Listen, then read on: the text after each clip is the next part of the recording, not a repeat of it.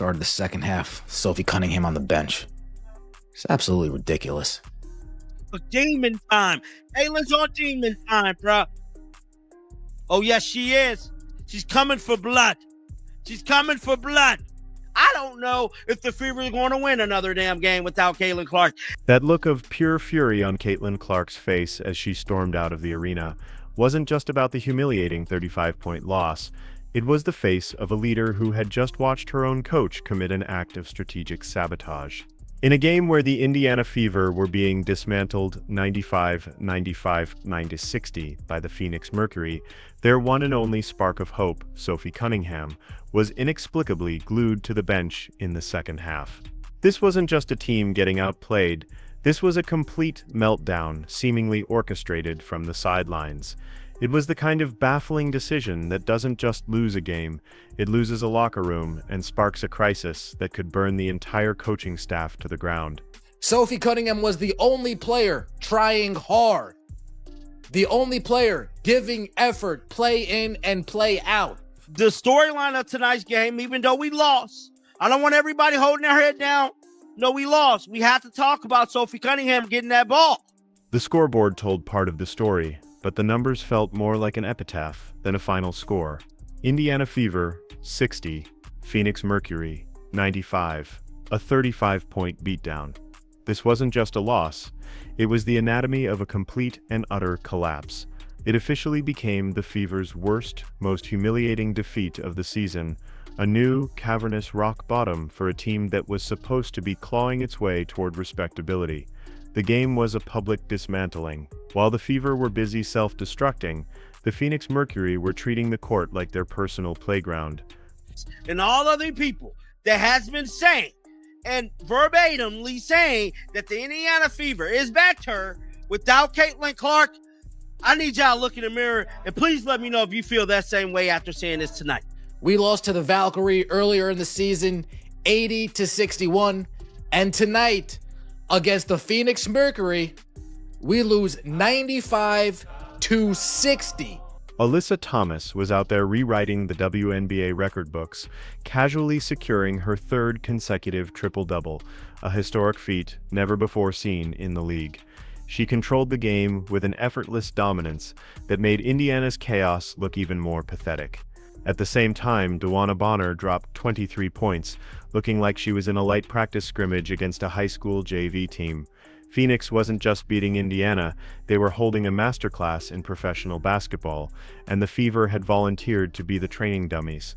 This wasn't a contest, it was a statement, a 35-point declaration that without Caitlin Clark, the Indiana Fever weren't just beatable, they were a ghost ship, adrift, and ready to be plundered by anyone with a pulse. DeWanna Bonner just got done doing your team absolutely dirty. You guys escape with a victory when they come to Indiana, and you wipe your hands of it like it's all over and finished with. No, it goes both ways. But amidst the wreckage, one player refused to surrender. In a game that should have been a triumphant homecoming, Sophie Cunningham played with the fire of a warrior abandoned on the battlefield. Returning to Phoenix, the city where she started her career, she was the only player in a Fever jersey who seemed to understand that this game meant something. She poured in 18 points, shooting a blistering 6 of 9 from the field and an incredible 5 of 8 from beyond the arc. Her stat line was a beacon of competence in a sea of failure. But she wasn't just scoring, she was fighting. Last game, when Sophie Cunningham wasn't getting the ball, guess what happened when they passed Sophie Cunningham the ball? She scored 18 damn points in 26 minutes. The most embarrassing loss of the season for the Indiana Fever. You could see it in her every move. She was jawing with Alyssa Thomas, getting into it physically with DeWanna Bonner, and scrapping for every loose ball like the final score depended on it.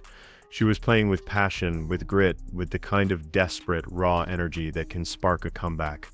She was the only hot hand, the only reliable offensive weapon, the only sign of a pulse on a team that was clinically flatlining. Her performance should have been the rallying cry for her teammates to wake up and join the fight. Instead, it became the centerpiece of a shocking and unforgivable betrayal. I mean, it sucks, right? You don't ever want to see anyone be injured on any team. I feel like there's been a lot of injuries this year in the W, harsh ones, I think. And, it's just another one. And Sid is still the heartbeat of our team. She's going to be okay. Sophie Cunningham's heroic effort was met with one of the most baffling and destructive coaching decisions of the entire WNBA season. After watching her single-handedly keep the team afloat in the first half, head coach Stephanie White made an incomprehensible move. She benched her to start the third quarter. Read that again. The one player hitting over 60% from deep, the only player showing any offensive rhythm or emotional investment, was sent to the sidelines to watch. And who was she replaced with? Lexi Hull. The same Lexi Hull who would end the night shooting an ice-cold bricklaying 0 for 8 from three-point range. I think we faced some adversity with some injuries this game, but you know what? We're used to that. We've had that at the beginning of the year. This is just another hump that we're going to get over, and we're gonna be okay. The contrast was staggering, almost comical in its strategic absurdity. One player was a flamethrower, the other couldn't buy a basket with a blank check, and the coach chose to douse the flames and pray for a miracle from the ice. It was a decision that didn't just defy logic. It felt like active sabotage.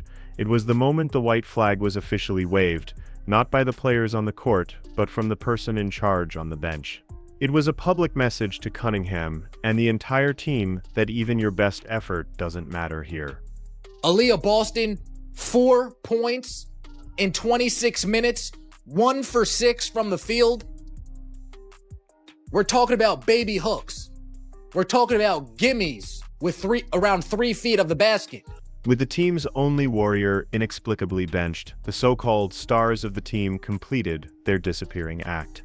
Aaliyah Boston, the former Rookie of the Year and #1 overall pick who should be an unstoppable force in the paint, was a complete and utter non-factor.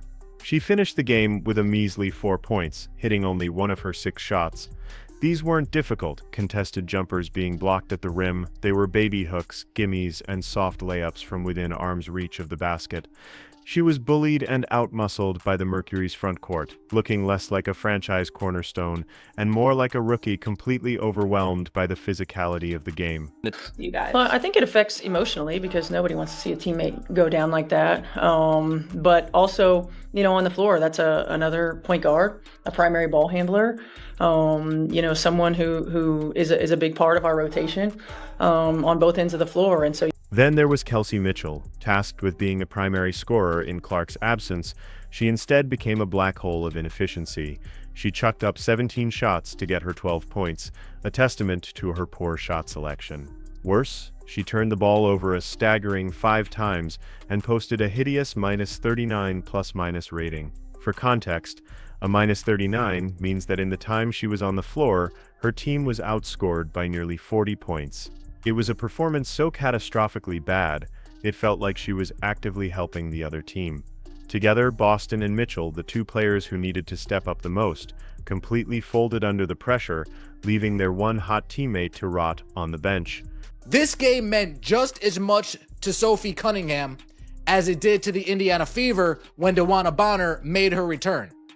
The only difference is nobody on the Indiana Fever had Sophie Cunningham's back. The individual failures bled into a full-blown statistical crime scene. The final box score reads less like a summary of a game and more like a detailed indictment of a team that simply did not care. They committed 22 turnovers while managing only 12 assists as an entire team. That isn't just bad basketball, it's a bright, flashing neon sign of a team with no chemistry, no strategy, and no communication. The ball movement was non-existent, replaced by lazy passes thrown into traffic and panicked decisions that led to easy points for Phoenix. But perhaps the most damning stat of all, the one that screams lack of effort, was their performance at the free throw line. You don't care. You literally left your teammate hung out to dry tonight. They shot a pathetic, almost unbelievable 53%. Missing nearly half of your free throws isn't a skills issue, it's a focus and effort issue. They are literally called free points, a reward for drawing contact, and the Fever couldn't be bothered to collect them. To compound the disaster, they surrendered 42 points to Phoenix directly off of their own turnovers and failures to rebound. Let that sink in. They lost the game by 35, but gifted the Mercury 42 points from their own mistakes. They literally handed the win away, and then some. This was a total collapse of fundamentals, focus, and professional pride. Gotta talk about the hometown hero. Sophie Cunningham, 18 points, 5 assists, shooting 66% from the field. When a disaster is this complete, this multifaceted, you have to look for its architect. And in this game, all signs pointed directly to head coach Stephanie White. The decision to bench Sophie Cunningham was the most glaring and indefensible error, but it was just one move in a masterclass of sideline mismanagement. She made no visible offensive adjustments all game. Despite knowing Aaliyah Boston had previously dominated Phoenix, she never made a concerted effort to run the offense through her in the post. Instead, she allowed the team to run a chaotic freelance offense that was doomed to fail without its primary creator, Caitlin Clark. And what, you didn't have your team ready tonight? From a mental standpoint, from a game plan standpoint, does anybody do you guys practice? Do you guys watch film? I don't understand. It was like trying to fly a fighter jet by just randomly pushing buttons and hoping for the best. Even deep into the fourth quarter, with the game hopelessly out of reach and the outcome decided, she kept the struggling Kelsey Mitchell on the floor, while Cunningham, the only productive player on the entire roster, continued to watch from the bench. It was a series of baffling decisions that left fans and analysts alike wondering if she was watching the same game as everyone else. This wasn't just a team being outplayed, this was a team being fundamentally outcoached at every single turn, a victim of its own leadership. I need somebody to make that make sense for me. 12 assists as a team, 22 total turnovers. 12 assists and 22 turnovers. Beyond the bad stats and questionable coaching, something far more sinister was on display: the infection of apathy. From the opening tip, the Fever's body language was dead. Shoulders were slumped, heads were down, and there was a visible lack of energy that suggested they had already accepted their fate before the game even started. On defense, there was no communication, no urgency in closing out on shooters, and a complete refusal to do the hard work of boxing out. It was a passive, porous defense that invited the Mercury to score at will. This wasn't a team struggling with execution, it was a team that looked like it didn't want to be there. This visible indifference created a jarring contrast with Sophie Cunningham's fiery determination. While she was fighting and clawing for every possession, many of her teammates looked like they were going through the motions. That kind of emotional disconnect on the court doesn't just lose games, it fractures a team's spirit. It showed that this loss wasn't just a physical defeat, but a psychological surrender. I can't with these losses. I mean, tonight's loss was ridiculous, guys. I mean, just downright ignorant. This was a downright ignorant loss. Started the second half, Sophie Cunningham on the bench. It's absolutely ridiculous. As the final buzzer sounded, the fallout was immediate and brutal. The verdict from fans and media came in swiftly. This team is nothing without Caitlin Clark. Social media exploded with outrage, not just at the loss, but at the perceived injustice done to Sophie Cunningham. The narrative was clear in her homecoming game. Her own team and coach had hung her out to dry. The questions grew louder and more pointed. Can this team win another game? Is the coach in over her head? But the most damaging part was the confirmation of the franchise's worst fear.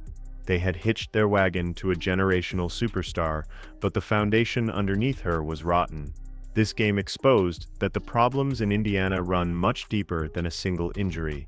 It wasn't just a bad night, it was a public relations nightmare that put the entire organization under a microscope, with the glare focused squarely on a head coach who appeared to have completely lost control. DeWanna Bonner scores over 20 points. Sophie Cunningham making her return to Phoenix, and it seems as if nobody on our team other than Sophie Cunningham felt any type of emotional connection to this game. Sid, who else? Who else was hurt? Sophie was hurt. This looked like June again. This brings us back to that haunting image of Caitlin Clark, her face a thundercloud of fury. Her anger wasn't just about one loss on the schedule, it was about watching her team crumble from the inside out. It was the deep frustration of seeing a teammate like Sophie Cunningham give her absolute all, only to be punished for it. It was the cold rage of seeing a complete lack of fight, a stunning lack of preparation, and a baffling lack of basic basketball sense from the very people in charge. This game did more than add a loss to their record. It exposed a deep systemic rot in the Indiana Fever. Look like the Indiana Fever could be signing another player. Basically, another hardship player could be on the way. Sidney Colson hurt. Argument down to hurt. Now we got to see who's available again at the point guard position. Again. The excuses of injuries and tough schedules are wearing thin and have now completely evaporated. With Clark's return on the horizon, the pressure is about to become unbearable. There will be nowhere left to hide. The entire league saw what happened when she wasn't there to paper over the cracks. And so the real question isn't if the Fever can bounce back. It's whether this was the game that finally broke the dam. The humiliating, nationally televised collapse that forces the front office to admit that something is fundamentally broken and that a drastic, painful change is the only way forward.